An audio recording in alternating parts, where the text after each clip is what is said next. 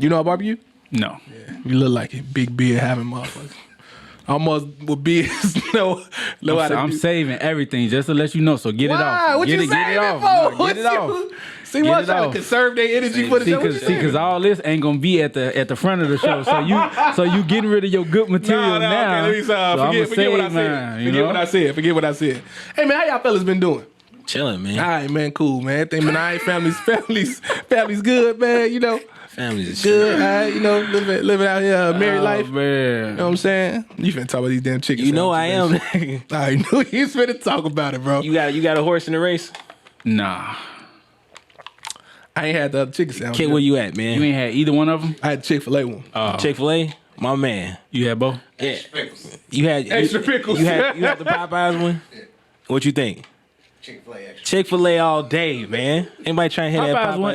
It was bad to you though? Nah, it's good, but I feel like it's too much hype. Man, anybody in here seen The Great Hack? Nah. The Great Hack? No, I always wanted to watch it though. Jesus Christ. I ain't never seen it. And we supposed to be taking this podcast.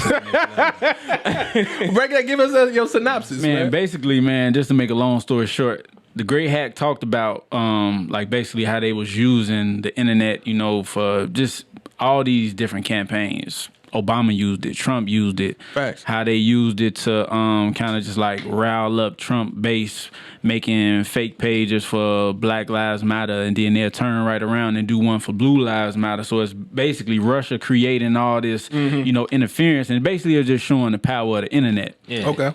The Popeyes chicken sandwich been out for how long? Like 6 months. Like months. Has it been? It say new on the thing. Nah, it's been out for a while. It's been out for.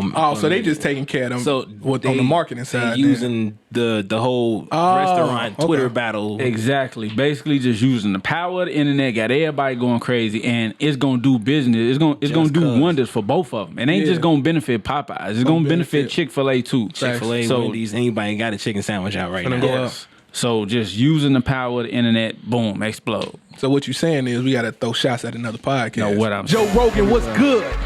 We've been seeing your podcast. Joe Rogan can fight, bro. Man, what that mean? Yeah, all right. You know my record in the street? Like it's 3 of us. We got kids, bro. This is Javon Berry. This is me. Nah, I'm just playing, Joe. I seen your show. It's a nice show. What up? I am Javon Berry. I am Zamar Tompkins. What's up, niggas? And this is the Baselines and Beats podcast. That's Chris Shields, by the way. Yeah. Ether. What's up?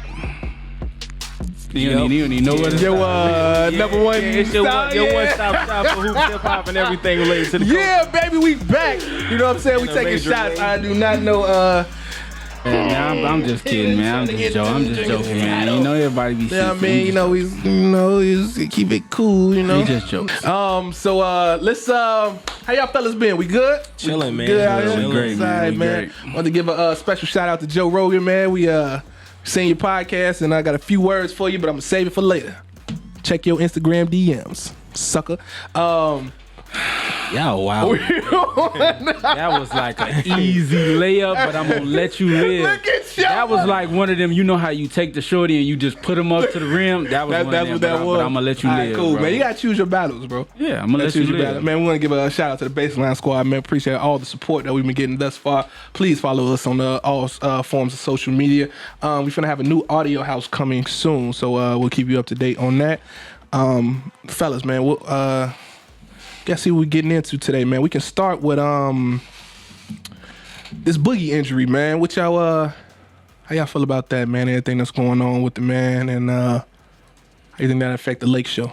It's unfortunate for Boogie, man, having the 3 worst sports injuries you could have. Tore the Achilles, tore the quad, tore the ACL. No, like 18 months or something wild like that, right? 20 months? 20 months, man. Wow, so bro.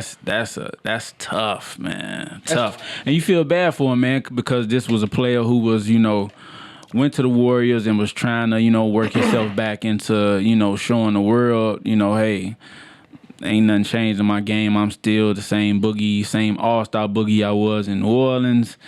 Then, you got the injury, don't win the championship, come to the Lake Show. Another chance to, have a little resurgence in your career, and bam, ACL. So It's tough timing too. What you feel about it, Z? Yeah, I feel for him just because, especially in this NBA game that we getting used to now, you see it a lot where the players don't get the market that they feel they deserve, so they bet on themselves. And we watching Boogie do that for a second time, and it ain't finna work out for him, at least not this year. Right. And it's like he came over to the Lake Show, and I was hoping that, you know, him being with AD and Bron was going to be a whole new situation for him. I was super excited to see he done whipped himself into a whole new shape. He out here looking mad skinny, but still ready to get down there and do some dirt. And it wasn't finna be as much weight on his shoulders as it would have been in like Sacramento or him and AD and New Orleans and all that kind of stuff.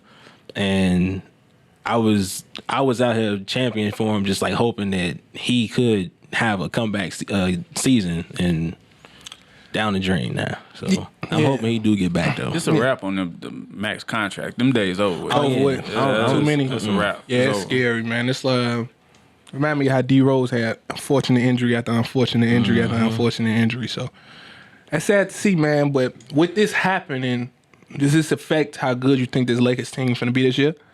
Him losing out on, them losing out on a player like him? I don't really think so. I wasn't really expecting, was hoping more so for him personally, Right. that he could have a good year, but I wasn't really expecting him to have that great of an impact on the Lakers. Because again, you don't really know what you quite getting. You know what I'm saying? I think we was all going off the hopes of what he was, and then what we saw in little spurts with the Warriors. You still hoping for that, but there's no guarantee that that's what you was gonna get. So I kind of was on the fence about, how much of an impact he was gonna have anyway. What you think, Z? It do kind of bring the talent level down a little bit, but just like she'll say, we hoping that he could live up to something instead of we're depending on him to come through and be Boogie that we used to know. Because you're looking at it on paper. Right. So they still got a lot of talent. I think they are in a situation where they do got to find somebody to fill that spot. I ain't been super ecstatic with the names I've been hearing, just because they talking about the Dwight Howard, Margin Gortat, who else they say? Joakim Noah. And it's like, do we have any younger guys? You know what I'm saying? Lonzo Mourning. Is a healthy Dwight Howard that bad though? I would take it. I don't think a healthy Dwight Howard that bad, but at the same time, we still taking a risk though. You know what I'm saying? Just because, last time, you got to think about last time Dwight was in L.A., he had a circus. We giving Dwight a chance to try to rewrite who we think Dwight is now. Yeah, but I don't think you can compare to last time he was in L.A. Because I don't think you could either, though. Yeah. I don't think it's like, okay, you was in L.A. last time and you was acting a fool. I don't think it's the same thing, but same time, I would rather find like a 20-something-year-old who, but who you gonna, because you think about teams with championship runs, when they look at backup bigs and stuff like that. Warriors had Zaza Pachulia, Andrew Bogut. The Heat was going after Eric Dampier and Joel Anthony and them type of motherfuckers to plug in the field. You think about like the three names that we just mentioned. Dwight Howard played like 9 games last year, right? Okay. Joakim Noah. Most people didn't even know he was in the league last year. He played the last couple months last season. I need a year. No, I'm just saying, though. I mean, just saying, he looked pretty good. He looked pretty serviceable. Yeah, but we trying to make a championship run. We ain't, and Marcin Gortat, I don't even know where he been. You know what I'm saying? Yeah. I heard Fareed and Mo Space, too. Yeah, I heard Mo Space. Yeah, I heard Mo Space. Kenneth Fareed looked solid in Houston last year. I would be undersized. Okay, yeah, he's undersized. I ain't too worried about that just because the NBA we playing now. AD talking about he don't want to play the 5, but he been saying that for years. Yeah, I don't see too. Like, it ain't too many teams out there that got a 5 that you have to put somebody on the floor for. Okay. You know what I'm saying? Especially in the West. So it's the teams that you would think they would probably run up against. Fact. You know what I'm saying? Like, we talking about the Battle of LA. Like, who they got playing center in the Clippers? I don't know who. That's what I'm saying. Zubac over there. Zubac over there. The only other big I can think of is Harold. Yeah. So like if we do get Kenneth Faried and AD just really don't want to play the 5, I ain't tripping off that. But I just don't want him to go get nobody where it's like, you know, this person is coming here trying to rewrite their legacy, or they had a good string of games last year. Now let's go get, like, I want somebody who we can depend on to be serviceable. Cool. So it don't really concern you that Boogie got hurt or is affecting the team like that. Juice Shield said what he said, but I mean, it's a small concern just because it's, you know, we had a center. Now we need to go get somebody to replace that center. Okay. But like I say, we already had Boogie, who we was, you know, giving him a chance to prove himself and make a max deal, and it looked good with the situation just because Boogie's younger. He had a year to come off the last major injury he had. He got a little hurt for playoffs last year, but, you know, he had a little time to bounce back from that. He's looking good all summer leading up until the new injury. Yeah. So, I lost a ton of weight and everything. Yeah, so I think it's an issue that we do got to address, but I don't think it's like something that's just like, oh yeah, no, Lakers not a favorite no more. So. Okay. Yeah, no, because I mean, if we really want to go back to last season and just think about how the season started, are y'all really against JaVale McGee starting? No. He had a hell of a season last year and was putting in work. JaVale superstar. The energy that he give you, he gonna block shots, he gonna dump it down low. Fool days was over with. Yeah, no. All I need from him is to do the stuff that he did to start the season last year and sustain it. Yeah, right. That's his issue. That's why they limit his minutes so much. Yeah. You know what I mean? Because if that was the case, you would be looking for a serviceable backup to play for him. I don't know what it is with him. But question, man, what y'all think about the Royce White comments? Matter of fact, let me hold on. I'm gonna play the clip. He's one of those dudes that, you know, he ain't like me. He don't talk like brash and straightforward like that, but he has those morals and principles, you know. And he's given too much to the game for them not to allow him to play, or for them to, you know, kind of culturally just make a decision or an agreement that he's not good enough anymore. All of us here that play the game at the highest level know how good Melo is, and we know that there's no way that the Lakers would go out and sign Jared Dudley and not sign Carmelo Anthony. And another question is, while a guy like LeBron is walking around here like he's the face and voice of the players, how is he letting his banana boat brother hang out there in the wings and they go sign Jared Dudley and not Carmelo? If anybody watching this thinks that Jared Dudley can hold Carmelo's jockstrap, I'll slap you. First of all, go on, get it, go on. Who are you? Why are you talking about some he ain't brash like me and blah blah blah? Bro, what's your name, bro? Where you from? State your name, gangster. What is he talking about? Like, seriously, then, you know, us, we've played at the highest level. The highest level. That was my issue with the joint. He played what? Played the highest level. He played at the highest level. He went to what? Iowa State? He went to I just brought it up. He went to Iowa State. And he didn't make it to the league? Nah, he made it to the league. But didn't he have something with he couldn't fly? He didn't want to fly because he had I think it was anxiety. Yeah, something like that. Yeah. So he got drafted. I'm pretty sure it was by Houston. What pick he go? Is 16th, I think you just said. Oh, man, he just missed the lottery. Yeah. He was at the highest level. 2012, round 1, 16th pick. Iowa State, that's where he went to. Yeah. Like I said, I'm pretty sure he got drafted by, no, let's say Sacramento. Okay. I thought it was Houston, but it's like Sacramento. Where he play at now? Big Three. Oh, no, he in the Big Three. He in the Big Three? Yeah. Didn't he do UFC too? The who? I think he did UFC as well. Like fighting? Mm-hmm. Yeah, watch your smoke. Watch your smoke. Bruh. Nah, because I should be able to say what because, like, dude, you talking about, just go ahead, man. About you played at the highest Royce level. White don't want this smoke. Go ahead, Z. It's three of us and plus kids. Well, so we got kids. Let's go, man. See, you handle yourself. You played at the highest level. Why y'all keep trying to include everybody when y'all want to pick fights with UFC don't fighters? Point at me, bro. Just gas me up, man. I got your back, bro. All right, man. You're a bad influence, man. Hey, man, listen, man. You gotta do what you gotta do, push us to the next level, man. Nah, but the thing, because he made some solid points but about LeBron, right? Nah, not that. That was solid as hell. Nah, shut up. Walk around like he the face of the league. Chill. He said that. I ain't catch that. He said that. Yeah. Look at shit. Like face of the Players Association. Face of the Players Association. Yeah, my bad. But Like, then, like, it was like, okay, you making solid points, then you try to point a finger at LeBron as if LeBron can just say, hey, go get Melo, put him on his team. You think Bron got that much cachet in the organization? I think he could probably say, it'll be a cool idea if we get Melo, but I don't think it's like, Bron finna just walk upstairs, go sit at somebody's desk and just like, yo, sign Melo right now. Why did they sign Jared Dudley over Melo?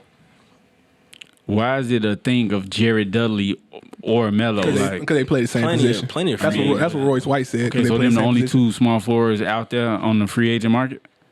No, with the ones that the Lakers signed. Because it's Bron and Jared Dudley. What other small forwards again?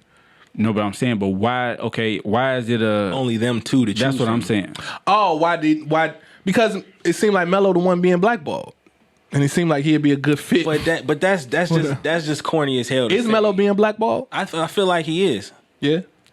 I don't know if I'm gonna go as far as blackball. I think it's just a issue of your game. We talked about this before. Okay. The game, what you gonna bring to the floor, what you gonna bring to our organization, what championship team is ready to just plug Melo in and got the shots to give him to get going. Because Melo is not one of them. He not like instant offense. But Jared Dudley is. He's no, and I'm not saying Jared Dudley is. I'm not making it a thing of Jared Dudley or Carmelo. I'm just saying Carmelo Anthony.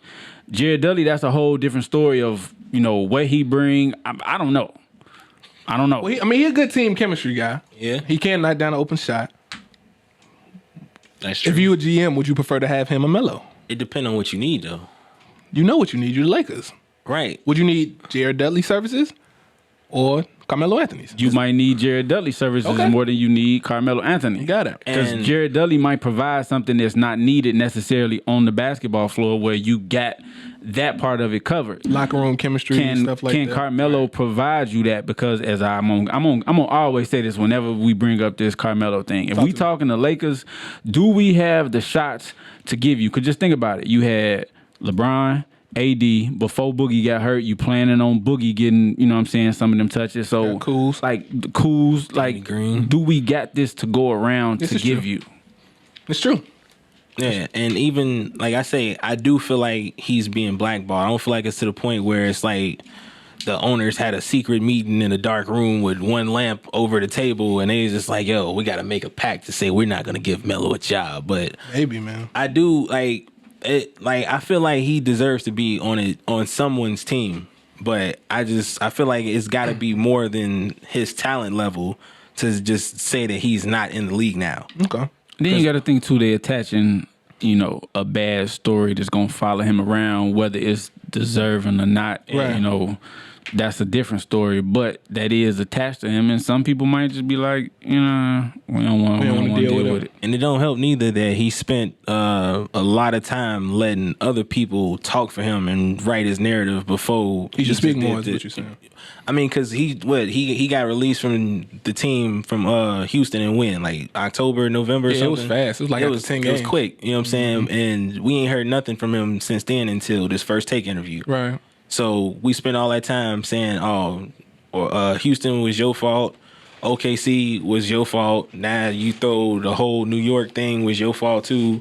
And you spend all that time letting these people place this blame on you. Like, all right, cool. I definitely don't have to get this dude no job because, he got all these bad references and he ain't did nothing to turn that around. Yeah. Until he do this first take interview. Now it's like, okay, most teams pretty much set with who they got, and now you coming in trying to get us to clear a spot to put you on the team. He ain't getting a fair shake. I'll say that, but I don't know if he getting blackballed though. But he ain't getting a fair shake. All right, that's fair. That's fair. So make another transition. Let's talk about music, man. Since last time we was here, Rick Ross dropped his highly anticipated Port of Miami 2. Port what now? Port of Miami 2. Okay. I thought you said Port O Miami. I thought you said Port that of too. Miami. I heard Port O Miami. Oh, well, no. Is Portal Miami? What is The that? portal in Miami? Yeah. Anyway. I guess. Y'all get a chance to hear it? I heard it. Yeah.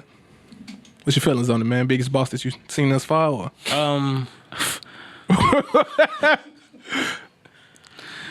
What you laughing at, bro? Nothing, man. I'm gonna try to behave today, man. What you mean? I don't understand. Man, we don't come do no damn podcast for nobody being here behaving and on their best behavior and shit. Here we go with the voices. Here we go. I'm gonna try to behave crawling today. out. I'm gonna try. They crawling. It's raining men in here. That's your jam, ain't it? Nah, that's your theme song. Did they play that at your wedding? No. Did you request it? Your wife said no. Hey, when we was off there, man, you were trying to have a booty shaking contest with me. So relax, all right? So why you spread the false narratives on the show, relax. man? He challenged me to a booty shaking contest. What's wrong with this guy, man? Oh man, Hey, man you gonna get banned from the content house for trying to have wet t-shirt contests. We're not doing that here. We come to pod in the work, all right? You just like That's fuck it. flex, man. You get a microphone spreading false narratives. Oh, man. Go ahead, man. Let's talk about Ross, man. What y'all feel about it? And I thought it was solid. It ain't my favorite Ross album. Okay. I think it's some good joints on there. I like the joint with Summer Walker. Summer Rain. I like the Drake joint. I feel like that's good energy when Drake and Ross get together, and it wasn't the same way they did Money in the Grave, which I ain't really enjoy like that. I kind of like Money in the Grave. It's decent, but it's not like, you know what I'm saying, up there with the rest of Drake and Rick Ross records. Like with this one, you got Drake the way you want to hear Drake on a record. You like the what's it, Gold Roses? Gold Roses. You like that better than Money in the Grave? Yeah, definitely. You? Same? Yeah. Yeah. But Money in the Grave got a bop. I think it do got a bop, but you know, as far as listening to it, I feel like Gold Roses is better. Gotcha. But I thought the album was solid, but for me, it's a lot of gaps in there where it's like, you know, I don't necessarily need this song. Right. You know what I'm saying? It's like I say, it's not my favorite Ross album. Okay. What you got, Shield? I think Port of Miami 2 was an album that it had a lot of songs that I liked, but I feel like as a complete body of work, it lacked something. It didn't really connect with me. I could go through it and name, and I went through, and it was probably like 7 or 8 songs that I liked. Yeah. But as a complete body of work, some was missing from it for me. Yeah. Like it wasn't cohesive. Yeah. Like no cohesiveness. I agree with that. Hey, it kind of feel like it's weird. It kind of feel like he lost his allure that he had. He don't seem like the same, you know. Some was definitely different. You know what I'm saying? Like the cool Rick Ross. The Even biggest boss out of like I don't know if it's because he lost the weight or what, but he was on the Breakfast Club. You know, they asked him questions. His whole demeanor, he like goofy now. Like I don't know if y'all seen the interview or whatever. He sitting in the chat. He was just doing. He was like, yeah, and I come in here like this, and I'm like, Joe, what you supposed to be rose, man? Just chill and be cool. Yeah. You know what I mean? And he do that on his Snap too, man. yeah, I don't follow him on Snap, but I don't either. But Even in the music, it's like I'm always with the slick talk. It's cool, but it's not a vibe. It's not like when I heard Tears of Joy or Mafia music or It's like before it was like real conversational, rich rap. Yeah. You know what I'm saying? And now it was kind of like, you know, I'm just kind of like talking at you. I'm giving it to you. Yeah. Yeah, and it's kind of, I don't know if Mars hit like a certain level of success and they just, you know, because, and there's no disrespect, but this remind me of Ludacris. Ludacris got to a certain point and it's just like, I don't know if like, Damn. music changed, what? That comparison though. No. It's like, you know, you can still rap at a, you know, high or decent level or whatever, but it's like, Ludacris rap at a high level before? Ooh, whoa, you ain't, what? man. I'm asking the question. Ludacris never rapped at a high level? When did he rap at a high level? Wow. Tell me. I'm asking. What the first? What's his first? Back for the first time, was it? Yeah, that's one. Negro, At least the first 4 albums. Chicken and Beer. Chicken and Beer. Was that the name of the first album? Nah. You No, said his Black- first 4 albums? What's the first 4 albums? Let me look up Ludacris. Hell no. I don't know, man. Let me look. Ludacris rapping at a high level in his first 4 albums. Ludacris. Man, if you don't get that definitely got Weird Al Yankovic shit out of him, Ludacris spitting, bro. What you mean? oh my God, man. Back for the first time, Word of Mouth, Chicken and Beer, Red Light District. That's first 4. No? I know the video's silly, bro. We ain't talking about the Hey. silliness of the videos, bro. I don't know, man. We talking about Rick Ross, man. I don't. No, wait, no. We gotta have this conversation. I didn't want to set the building on fire. I'm just, Chills. Ludacris ain't rap out of What are we considering rapping at a high level? Are you talking about just lyrically, or are you talking about putting together album? Because I just sat here and said Ross has these songs, 8 or 9 songs on this album that, okay, yeah, these are okay songs or good songs to me, but as a complete body of work, some not connecting. So are we comparing bodies of work between Ludacris and Ross? No, I'm asking you about Ludacris. What are you comparing? Like when you say I'm this, talking about just strictly rapping at a high level. lyrical or putting together bodies What's of your work? definition of rapping? Because when just lyrical. Because okay. I still say Ross raps. My point was Ross can still rap at a high level, but the content, or I don't know if it's because the shift in the times of the music has changed. Yeah. Since BMF came out, for example. Yeah. I don't know if that sound has changed. That's kind of contributing to the.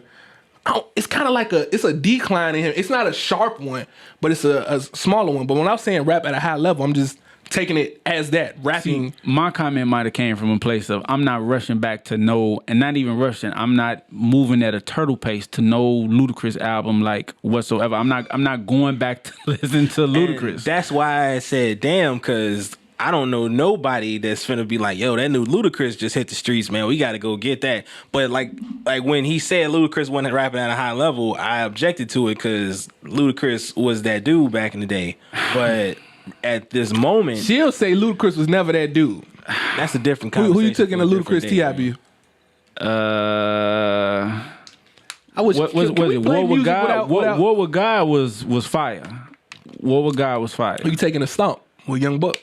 Even though it's kind of not fair, but why you bring it up? Because I like it. Yeah, I mean, I think I would go with Ludacris, but still, I don't know. Like, I just ain't never looked at Ludacris like that. I can't get jiggy with that shit. He not a talented rapper to you? I mean, musically, you an interesting cat, bro. Because I be thinking you gonna be one way, and then you just like go completely left, man. I remember I talked to you, you told me you ain't like Currency. I'm divergent. Yeah, whatever that means. You used the word cachet earlier, so I thought we was being fancy. My bad. I'm different. I got you. 2 Chainz. You quick on your feet. I like that. What we talking? So yeah. That's what I was basically saying though. I feel like I compared him to Luda because I felt like Luda could still rap at a high level. I feel like Ross can still rap at a high level, but I don't know if it's the success that you're getting. Ross done opened 5,000 wing stops. I don't know if he's making checkers and rallies, big Bufords, all different types. He done released a book talking about the past days or whatever. I don't know if it's that. I compared it to Luda because he was an example of somebody who started doing Hollywood stuff, started doing other investments, and the music didn't sound as hungry. You know what I mean? So you got to stay musically relevant too. Like maybe T.I. would be a better example. He's been going through a lot too, Yeah, with the seasons and stuff. That's true. Like you mentioned, with the businesses and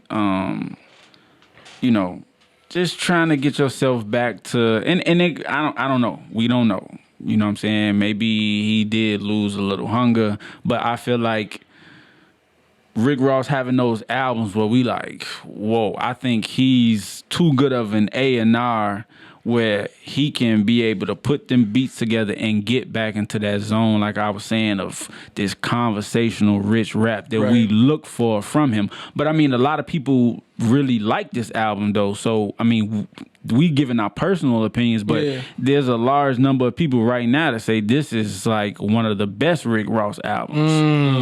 I've seen that a lot. Now I don't agree with it. Deeper than rap, but Trilla. I don't know, man. What was the one with Tears of Joy on it? One of those. That's Teflon Don. Teflon Don. Yeah. That and Deeper Than Rap was my two. I think that's the best one. I think Teflon Don is the best one. I think Deeper Than Rap it might be number 2. Yeah. But yeah, man, I don't know. It just ain't that for me, and that's cool. It's not a bad album. Yeah. It's just not. It wasn't what I was expecting. The luxury rap Rick Ross that we come to expect. Right. Can't believe my man said Ludacris never rapped at a high level though. That's man, Joe. It's rough out here. It must be. Ludacris got some joints, man. That's name them.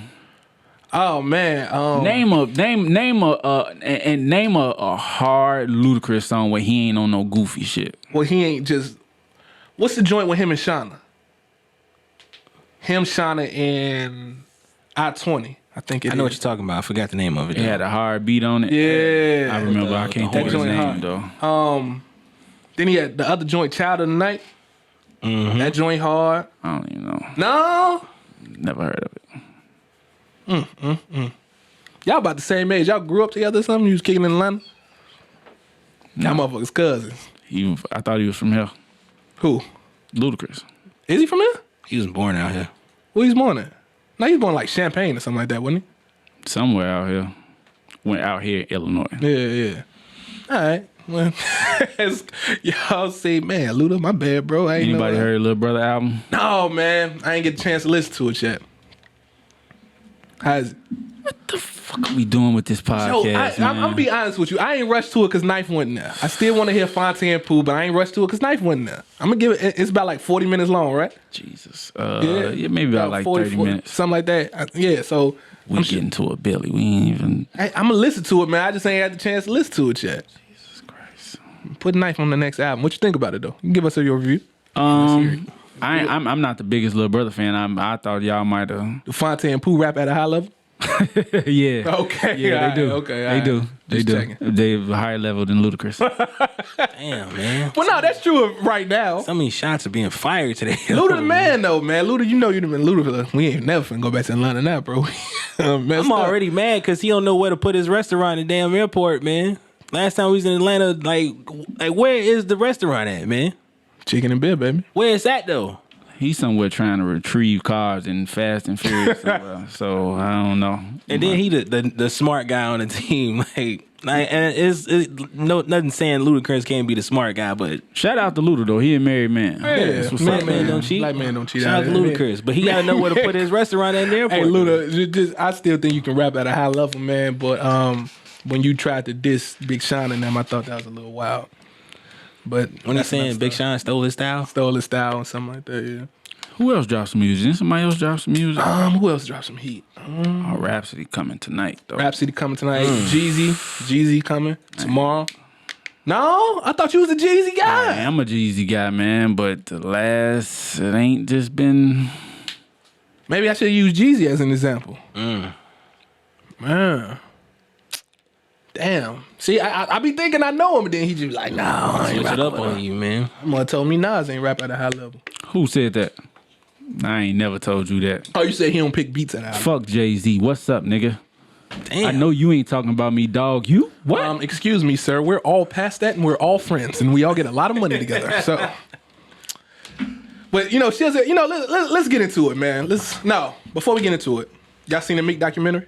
I did. Check the Meek documentary. I ain't seen it yet. What the hell going on, man? Hell, what we doing with this podcast? And you know what? I promise to God, when you log on or you go onto like your Amazon Prime, that's like the first thing you see. Mm-hmm. So it's sitting right there. CJ drawing. We just got through doing this homework. I said, man, I know I'm finna go do the pod. I said, I need to watch this real quick. But I didn't because I got CJ. So, you know what I'm saying? He not going to let me sit and I'm not going to be able to watch it because in 2 seconds, as soon as it starts, he going to be like, come on, let's have a drawing contest. So I just...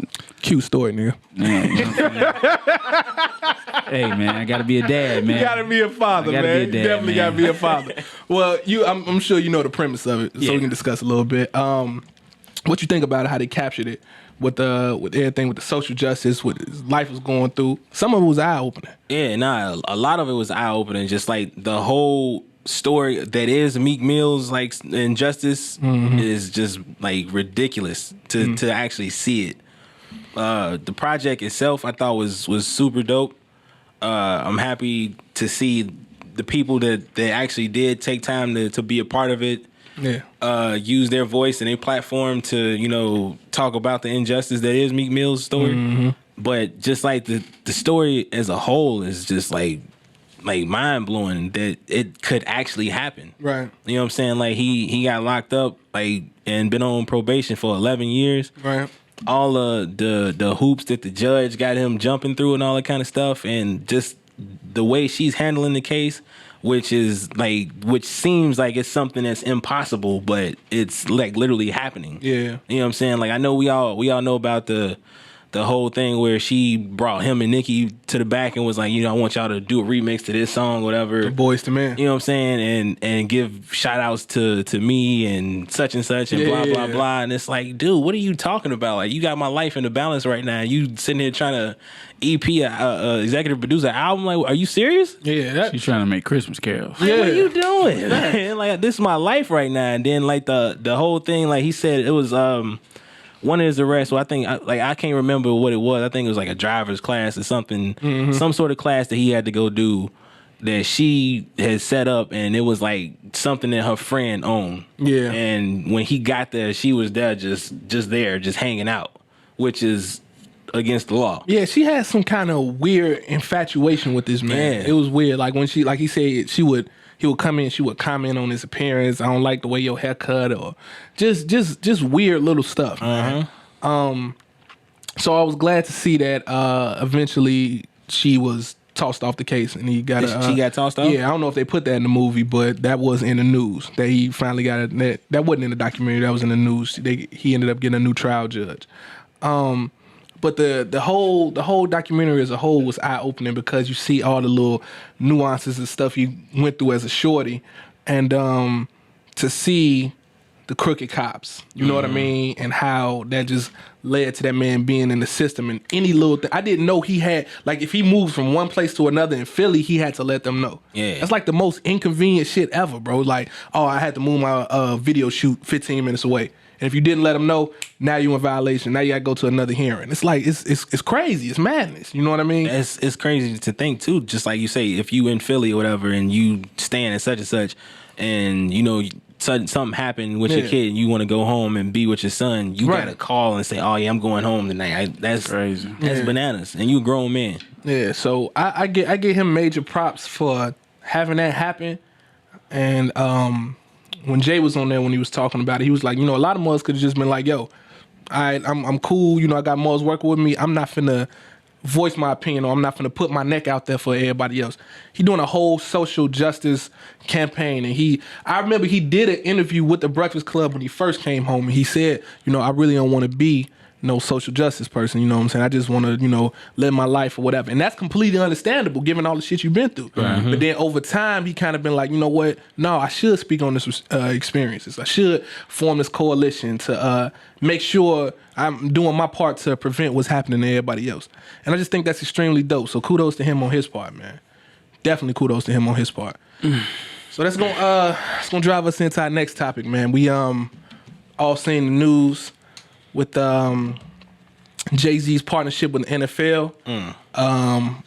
What's been reported that he's been slated to orchestrate or curate the halftime performances for the Super Bowl, as well as implementing, we don't know exactly what, some kind of social justice platform with the NFL. I want y'all thoughts on it. We've been seeing both sides of the argument, seeing a lot of wild stuff, man. So let me know what y'all thinking about it. Cool. You're laughing for, man. Because you ready, hey, man, it's time to get serious. Okay, my bad. Straighten yourself out. My bad. Thank you. Hold on. On the surface, man, it's crazy. It looked wild. Like, Hold on. I just noticed what you got going on. You seen it. You a lame. No, I'm not. I'm not. I'm not. I just noticed what you got going on over here, man. Yeah, man. he laid that out last night like it's the first day of school, man. Like he finna set fire to this podcast. I am, baby. Man. I'm taking it to the next level, baby. One foot on both sides of the fence. It's not my brother. Go ahead, though. My bad. But on the surface or whatever, like when you first see it, whatever, it looked crazy, it sound crazy, and we trying to figure out what's going on, because it looked like when you see like a racist dude, you call him out on being racist, and they I ain't racist, I got a black friend. Right. That's what it looked like the NFL did, just when got a black friend in Jay-Z. Okay. But what I'm not down with is all the people that's so quick to just say, oh, Jay-Z sold us out, he did this, did that, whatever. We don't know what Jay doing. Right. You know, we hearing all kind of reports, but then days later we hear reports saying that those reports aren't true. That shit been wild. You know what dude. I'm saying? Like, Jay-Z had stabbed Jermaine Dupri in the back because Jermaine Dupri was gonna sign that deal, and now Jay-Z did it after he told Jermaine Dupri not to do it, and JD come out and say that never happened. Then you hear, Jay-Z had a conversation with Colin Kaepernick before he went and signed the deal, and then Jay-Z's like, it's cool. You hearing all that kind of stuff, and you hearing Colin Kaepernick saying that wasn't no good conversation, or that conversation never happened, or whatever the case is, whatever. So I don't like people that's so quick to say that Jay sold us out when it's not like the same thing with Kanye, because I've been hearing a lot of that comparison and stuff too. Because with Kanye, you see exactly what Kanye's doing when Kanye's doing it. Plus, Kanye don't have like the best rap. Okay. So like Kanye go on TMZ and say slavery's a choice. He's wearing MAGA hats. He hugging Trump, telling everybody I love this man so much. Jay not doing that. Jay signed the deal. Some of us feel like, it's a seat at the table. Some of us feel like Jay sold us out. I feel like we got to wait and see what happened with it. Hey, kid, you getting good shots of Shields, man. You getting them? Go ahead, Shields. I know you've been. It's just, man, it's a lot of layers to this whole. It's like an onion. I don't even know what to call it, but for me, it's a lot of things that I don't like. I'm gonna start with what I don't like. Okay. I don't like that we live in this society where people feel like if you have a talent, you can rap, you can sing, we just automatically assume there is no way that you can do nothing bad just because I like the way that you rap, or I hold some sort of affinity for you in my heart. Like, no, if I can like you and still criticize you or look at something you do and say, man, that look funny. I could see my best man walking into a restaurant with my wife and I not know about it and be like, oh, that don't look right. I can say that until I find out the details. People want to just act like they just know all the information and they just know every single detail about what's going to happen and, what's to come because they hold this affinity for Jay-Z. I'm sorry. The optics of that whole thing, it just looks funny. And it looks funny to me because I thought, now he never came out and said, I'm boycotting the NFL. But I thought there was some sort of allegiance with Colin Kaepernick because he was being blackballed. It was never, I'm boycotting the NFL because of social injustice. Right. So for Colin Kaepernick to still not have a job and you now partnering with these guys is like, okay, when did the stance change? But again, he never came out and said that. The most important thing I took from that JD clip was he said Jay-Z told him, you know where I stand, but I understand what you're doing.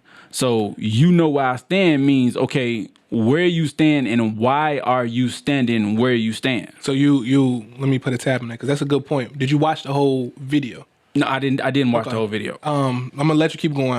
I did, and I'm not gonna play the whole video. The whole video is like 40 minutes. Him, Tigger, and I forget the guy name who initially told the story about the JD stuff. JD went up there, and it's just to clarify. He went up there and said, Jay never told me to do anything. The partnership that he had, that people was reporting a similar deal, he still did. It was doing all the free shows in Atlanta during Super Bowl week, the entire week. And he said it was a clip that JD posted on his Instagram where the families was telling Jermaine Dupri that he shouldn't do it. Telling him that families? The families of people in Atlanta, telling him that he was taking blood money. Don't do this or whatever. JD said Jay seen that clip and talked to him about that clip and the backlash that he can receive, that he would receive and is receiving. But I just don't like how it was spun like, oh, Jermaine Dupri got a similar deal that Jay-Z got. Jay-Z told him not to take the deal, and then he just ran and took the deal. If anybody get a chance, it's on V103, it's on Tigger Show. Watch the whole clip, and it puts it more into perspective. all these things are put out there for a reason, though. Let's just be clear This is about true. that. Oh, From both sides. Oh no, 100%. And I'm be complete, and I'm agree with you, and I'm be completely objective. When that owner stuff came out, that could have clearly been a spin PR move from on Jay's side to be like, we getting a little mess. Hey, somebody just say, I'm gonna be an owner. It kind of take the heat off a little bit. I don't know if that makes the most sense. I don't know if that's happening. But like you said, in the media, we never truly know until we know all the deals of the contract and everything.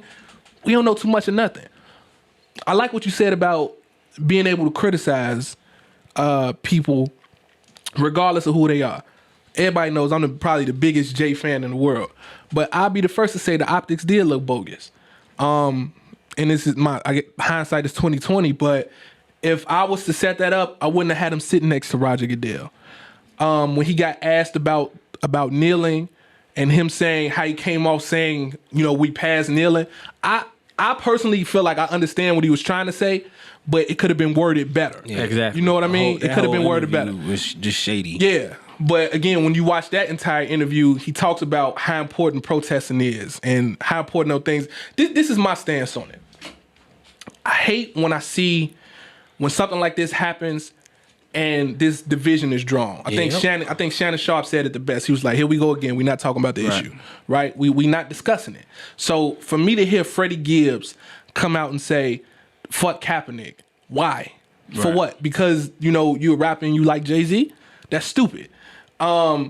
For Marcellus Wiley to say what he said, and I should pull up the clip, but it's trying to find it's too long. But Marcellus Wiley basically said, and I'm summarizing it, that Kaepernick doesn't represent us, one, because he's mixed race, because his girlfriend isn't black, she's Egyptian, and he basically is saying like he's trying to profit off the movement.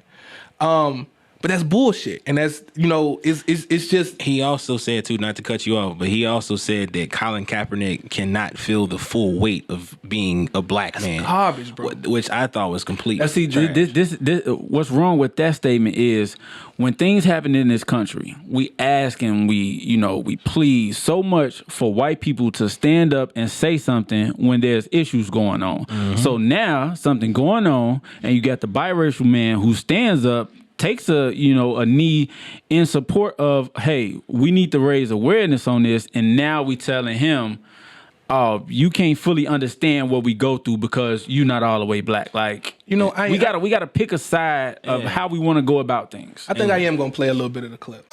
You know why? This is Marcellus Wiley talking about Colin Kaepernick. This platform of kneeling, and what does it really mean?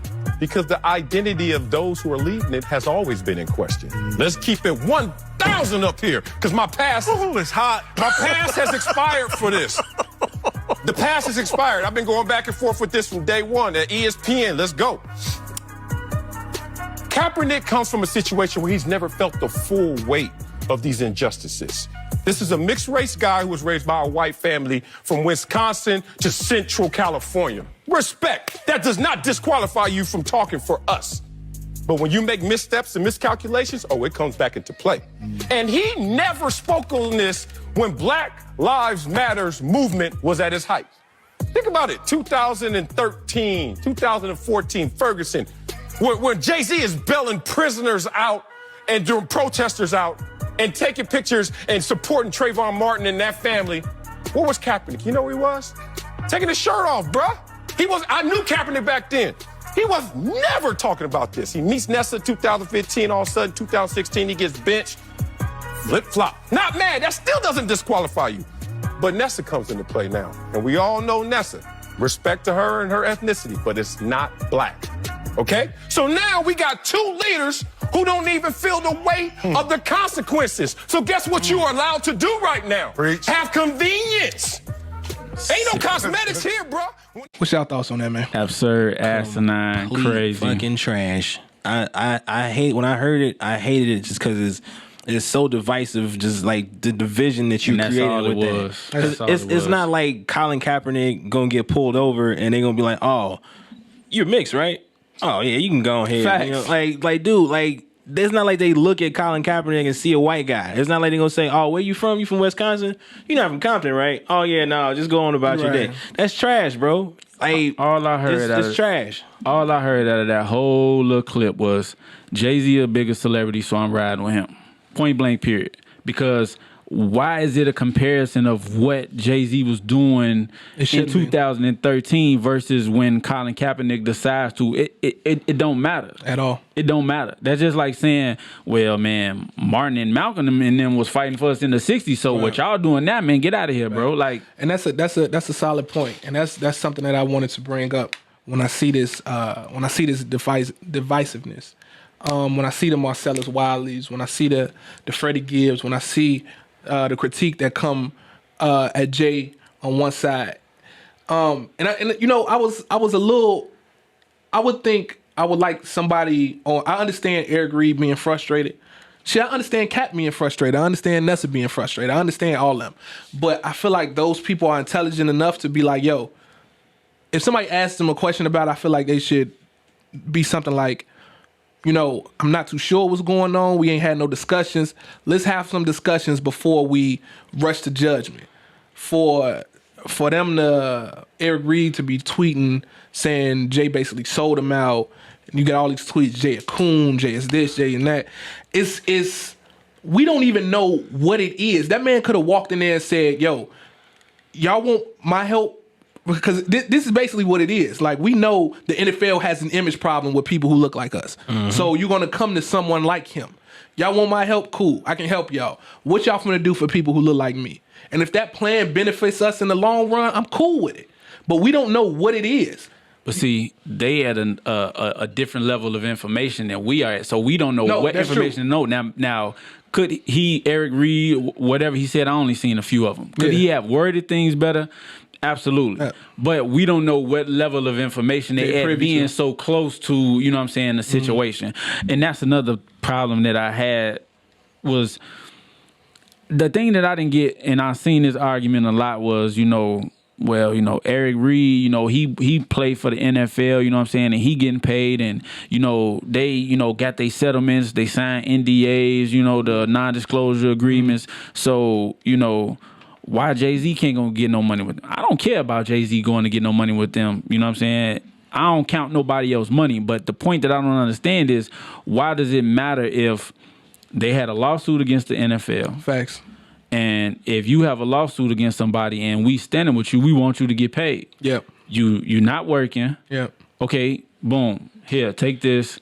That's for, them, I guess, probably was just we just want this thing to go away. Facts. Why do we need to know how much money that he received? Why is that important to this? We don't need to know. We don't need to know the terms of that agreement at all. Like, and let me just say this too. This is totally off, but I just was playing about my whole Jay-Z thing. I love Jay-Z. I love the Black Album and Reason Without just as much as anybody else. Just so we clear on that. Title deal still. Yeah. I just was playing. We still good. We still waving to it, Billy. Yeah. But the thing that's most important to me is when we initially talked about it, I was like, the optics look bad, and I feel like he could have said things differently. And you brought up the perfect point. Nobody is above criticism. If you see things that don't look right, he could. Is it possible that Jay just did a shady deal? Of course, 100%. 100%. I don't know how deep y'all want to get into it, but I've been like really thinking about this. Talk about it, like man. a lot. So you talk about the social conscience of a person, right? And as much as we love rap from the street, we love dope rappers, we love Jay, we love Jeezy, we love Benny, we love Push. If anybody is able to move a lot of weight, sell a lot of drugs, and see what that does to their community, and you like put it out of your mind just to get your bread, that's like selfish, right? Because people rapped about this. Jay rapped about having survivor's guilt, survivor's remorse all the time. Other people rap. You see, Jay shot his own brother. I was just finna say. He shot his own brother. You know what I mean? He shot his own brother. So it's not. Now, I'm not saying he's still that same person, but is it possible that it could be a shady deal? That's just looking at something with objectivity. You know what I mean? But it's more importantly to me is this deal gonna get us to our end goal? You know what I mean? Because there's more than one way, and I feel like people are either, we don't want to work with the NFL, we want to achieve this, or it's another stance, well, we can still achieve it, but we might got to work with them. I don't know any major protest without, like, millions of people, just tons and tons of bloodshed that has been successful without working with the person that you protesting against. So, but are we protesting against the NFL though? Like, no, it should be for social injustice. Yeah, that's what the initial that's what the initial thing for. It should be for social injustice and raising awareness and doing something about black people getting treated unfairly in the justice system, getting gunned down in the street by cops on video and nothing being done about it. That's what all this should be about. I find it just so hard to be optimistic because when situations like this happen, it just reminds me so much about how this adoration that society has for celebrity can just blind them in so many ways and then just create a divide between us where you got the Marcellus Wileys, making them type of comments. You got people, Freddie Gibbs, fuck Colin Kaepernick, like, you know what I'm saying? And it don't even have to be that. I just don't understand why it has to be we picking one, we picking the other. Like that's perfect. And if you, like you said, you take it back to the 60s. We knew Malcolm X said whatever about Martin Luther King back then. It's people, and and I see it every year on Martin Luther King's birthday. I don't know how many super woke, hotep, conscious folk that y'all see on social media when Martin Luther King back. That must call King a coon to this day. Wow. To this day, I see it and I get frustrated. I remember talking to my wife about it last year. I'm like, do you see this? Like, do you see it? It's the wildest thing because if you know he was in the trenches, if you know he was putting in the work, if you know he was getting sprayed with the hoses, getting bitten by the dogs, being in jail for protesting, how can you ever say that? I feel like it doesn't have to be both. It doesn't have to be Martin or Malcolm. You know what I mean? Like, could you imagine back in the 60s if they pulled both together, how much would be done? Mm-hmm. You know what I mean? So my point is, I hope that Jay and Cap do have a conversation. And Jay, Cap, and Eric Reed and everybody. And just be like, yo, if this is what it is, if this is really about social change. Now, if this is not about social change, I will be the first to tell you. I will walk back everything that I said. And dog, like I said, I love Jay to the death. Music, and it shaped my life. But bullshit is bullshit, bro. Yep. So if you out here pulling the wool over our eyes, you got to call it for it. And then, we'll figure out what steps we take after that. But I always say, as much as I love Kanye, we gave Kanye certain passes because he thought he was for us. People think Kanye started wilding 2 years ago. Kanye was wilding on the Yeezus tour when he was trying to flip the Confederate flag for the merchandise. Yeah. I thought he was bugging on that. And other just wild comments or whatever. But I feel like because he had a certain level of cachet, when we thought he was fighting for us, we let it get a pass until it just became unbearable. Until we started seeing do his comments, the comments that he made, did they show that he wasn't fighting for us? Who? If Kanye West. I feel like... What comments did he make to show he wasn't fighting for us? I feel like openly embracing... I feel like openly embracing somebody whose rhetoric is damaging to us, for him to say that... Isn't that the same thing that's going on? No, because I feel like you can work... Okay, so I feel like Meek is fighting for justice reform, right? Right. But he's working with Robert Kraft to do so. To get it done. He's part of that Justice Forum coalition they did. Robert Kraft is cool with Trump. He wrote the Trump letter when he got elected. And he sent it to him, your friend Robert Kraft or whatever. I don't think it's the same as Kanye throwing on the hat, throwing your full support behind Donald Trump, saying you would have voted for him, saying this man, him and they are the same, because it's normalizing hateful rhetoric. It's normalizing rhetoric that's getting kids locked up in cages, or racism against Muslims, or telling Africans they come from shithole countries. It's normalizing that. It's a difference between trying to get in, to me, and this might just be me, it's a difference between trying to get in and working from the inside if I feel like we've been knocking on the door so long, and we ain't been getting hurt, or they throw us little crumbs, be like, okay, y'all making a little noise, we're gonna give y'all a little bit. We're gonna give y'all a little bit just to quiet it down. Yeah, we might hire such and such. We might have such and such do this. Or, all right, we're gonna settle out of terms with y'all. Just cool it down, whatever. It's the difference between trying to knock on the door and not getting heard and somebody getting in there who Robert Kraft was talking about it 2 days ago. He was like, my relationships with Jay-Z is what helped me with the Meek Mill situation. So now you got billionaires talking about justice and criminal justice reform. That's is like a trickle-down effect for getting support behind politicians who can actually change these laws. But how can you have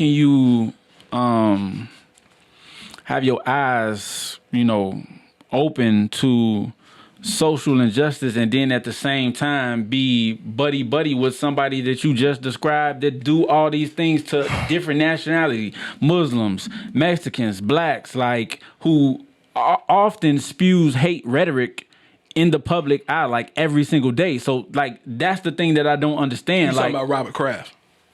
Pick any of these owners in the NFL. Pick any of them. Gotcha. Like clearly these are guys from the 60s, 70s, 50s, grew up with that mind state, and most of them still have that same mind state today. Some just a little more outspoken than others with it.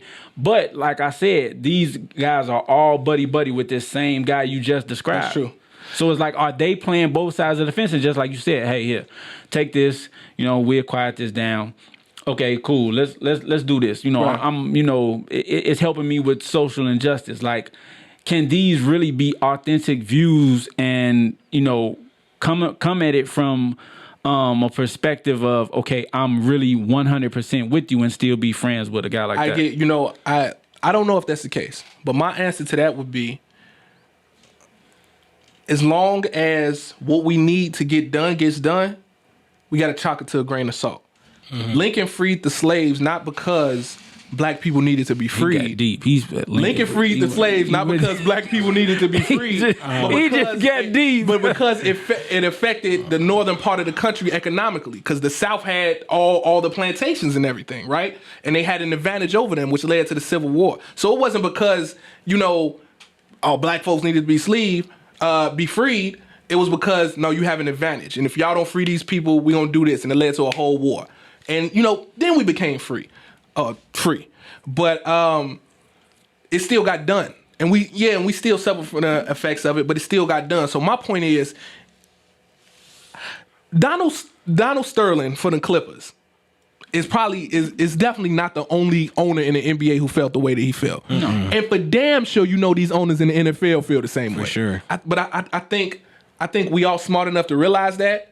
But if we get them to spend this money to make this change, and if it helps future generations, it's worth it. So when Martin Luther King was talking to the presidents back then in his time, he knew these laws was racist. You just heard the tapes of Ronald Reagan coming out calling the Prime Minister of Africa, telling them they was monkeys, right. Talking to Nixon. You know what I mean? These laws was racist back then, and I hate the fact that you have to work with them.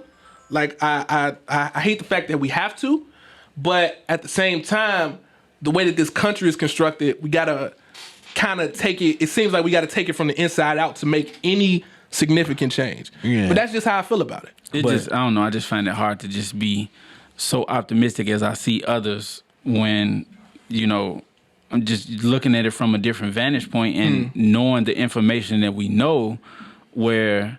we have people to say, hey, we're going to contribute to this. We hear you now. Mm-hmm. But then do you hear every day on TV where these kids is locked up in cages and being separated from their families with your buddy? With your man. So how are you doing both? I don't understand that. No, to give you a direct answer, I don't think Robert Kraft is 100% genuine. You can't be. You can't. I can't say that I'm cool with, like, I don't want to be around any murderers, but my guy is shooting people in the head every day. Right. You know what I mean? I can't say that. You know what I mean? So you can't blame both sides. But if that 10%, 15, 20% of genuine changes lives for other morals in the system, I'm at a point like we got to take what we can get. Yeah. But how can you not have that same optimism when Kanye goes and speaks with Trump? This how I feel about that, because I feel like you gotta use how you feel about certain things, because like, admittedly, so both of y'all just said that y'all agreed that the way this Jay-Z thing looks, it looked kind of shady, and on the, like I say, on the outside looking in, it looked kind of bogus. Right. But knowing that what we know about Jay and what he been doing over the past couple years, as far as fighting for us, for social I injustice, feel like you got to kind of give Jay-Z the benefit of the doubt, because he built up a level of I cash feel in. like Jay-Z doing what he's doing is at the very least trying to fight for a seat at the table. Okay. I feel like Kanye doing what he did, how he was like going, like Kanye, like who was like literally one of my heroes as a kid growing up, and you know this. Yeah. Like Kanye, like I felt so betrayed by everything Kanye did. Like he stood up there, said George Bush doesn't care about black people. He was like literally making music for my soul and made me feel a certain way about myself. Then he get out there and go like so far out his way to be kissing ass and buddy with somebody who's literally could give two fucks about the people who look like me and you.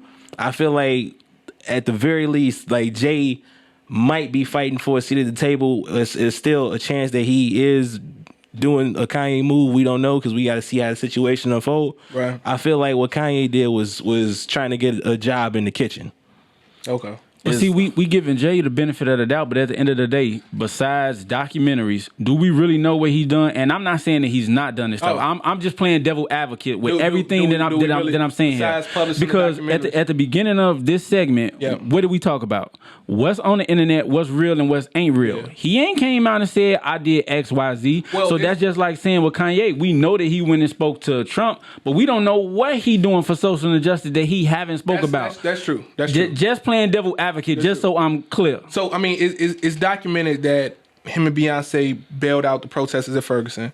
It's documented that what he did for Meek Mill. It's documented the several Khalif Browder, Trayvon Martin documentaries that he did, the Meek documentary that he did, and other Rock Nation foundations for social injustice. When 21 Savage got hit up with his thing, Jay paid for his lawyers. All that's documented. But that still doesn't change the fact that we can look at it funny. You know, and Kanye could be doing. I see reports of Kanye and Common doing stuff back here to create jobs for people people in the inner cities. I seen those reports, but I think the thing that irked me the most about Kanye was I feel like he did a lot of it for attention. Like we discussed, a lot of that was happening when that album came out. It was to drive a lot of attention, and it was at the expense of these people suffering. True. My whole point with everything that I'm saying is that it kind of goes back to the adoration we have for celebrities. Yep. Kanye has been out and open saying, been wilding, and we like, nah, we ain't fucking with you right now. Facts. Jay-Z ain't said nothing. We love you, so nah, this is cool. Go ahead. Go get in bed with him. Do whatever you gonna do. Right. You know what I'm saying? We don't want to jump off the ledge just yet. Yeah. Like if that was Kanye doing the exact same thing, it'd be a total different story because we ain't really fucking with you. But that don't, whether we fucking with you or not, don't mean that you can't still get the work done. Got you. So I just feel like that's a little. I feel what you're saying, and I feel like you. I see the way that you would look at it. Man. Fine. We good? Got anything else you want to touch on? I want to know, because you say you are playing devil's advocate though, right? Right. So like what's your stance on it though? On the Jay-Z thing? Yeah. I'm just kind of in the middle, like I said, from jump. Like So, I just, it looks bad, but I feel like we don't have enough information to really. So you waiting for it to unfold? Yeah, I feel like you have to wait for it to unfold. And I feel like another reason, people, like that's why I asked you, him not getting ownership, does that change your stance? Because it feel like I said, we love Jay-Z so much, we giving him this benefit of the doubt. Oh, if he on the team, you know what I'm saying, Kaepernick gonna get a job, like y'all don't know what y'all talking about. Fam, like it's a lot of inner work. Relax. Like we don't know no details. So now he not getting ownership. He not gonna be able to get Kaepernick a job like people said. So, how we looking at this now? Are we looking at this any different, or are we still nah, this is a good thing. Let's do it. I got you. Got you. Well, I think the last thing I want to say is, like, I just hope everybody can work together. I hope we can find some middle ground. We can all come together for the ultimate goal, which is social injustice, preventing all this stuff. And we just need unity, and that's why I wore the hat and the shirt, baby, because we all can work together. You thought that was so Rock Nation smart, hat, didn't you? but I'm still with Cap because we can be a team. You thought it was so You just smart. think if Brother Malcolm and Martin Luther King Jr. would come together. I bet you said you was like, "Ooh, I'm gonna kill him with this." I'm gonna kill him with it. did, man. I'm gonna kill him with it, man. Because I told you he laid that out last it's night, unity, man. It's unity. And we all should come together for the greater good. You know what I mean? For the greater good. This has been this week's episode of the Baselines and Beats podcast, man. We appreciate y'all tuning in. Please continue to support on all social platforms. Z, Black Man, my brother. Holla at the people. Power to the people. Still holla at them. With the power. All right, dude, shut up. Go ahead, like, subscribe to this, share everything, hit that like button, share it with your friends, tell a friend to tell a friend, tell your mama to tell her friends too. Before we get out of here, got to give a special congratulations and shout out to my older sister and my cousin who is like my sister. They just opened up their restaurant in Hammond, Indiana. The Soul address Sisters is- Cafe, baby! Yep. So the address is 6217 Kennedy Ave, Hammond, Indiana. I know for a fact they open Thursday through Saturday right now. So if you're looking for some good food on the weekends, go holler at the Soul Sisters Cafe. Tell them I sent you. I don't know if that's going to get you no discount, but it's definitely going to get you a big smile. So definitely go on over and holler at them, get that good food. Shout out to them, man. I'm so super proud of y'all, man. Shout out to them. Stop trying to steal my sister, bro. Shout out Nene, shout out Gia, man. We I'm your real brother anyway. Hey, shout out to Courtney and Sydney, Yo, dog. keep my sister's name. Hey, out your nah, mouth, hey, bro. shut up. Hey, shout out to Zach, bro. You know, shout out to Zach.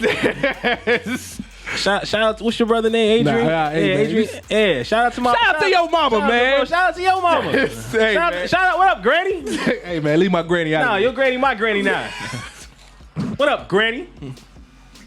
This has been this episode of the Baselines Beats You gonna let podcast, Shields say man. nothing? Go ahead, Shields. Holla at the people, man. Nah, just forget about it. I'm done. Who you texting? Richard? Whoa. You texting Richard? It's getting hot, getting heavy. Yo, it takes his wife like, man, Javon is acting a fool today, man. Peace out. We'll be back.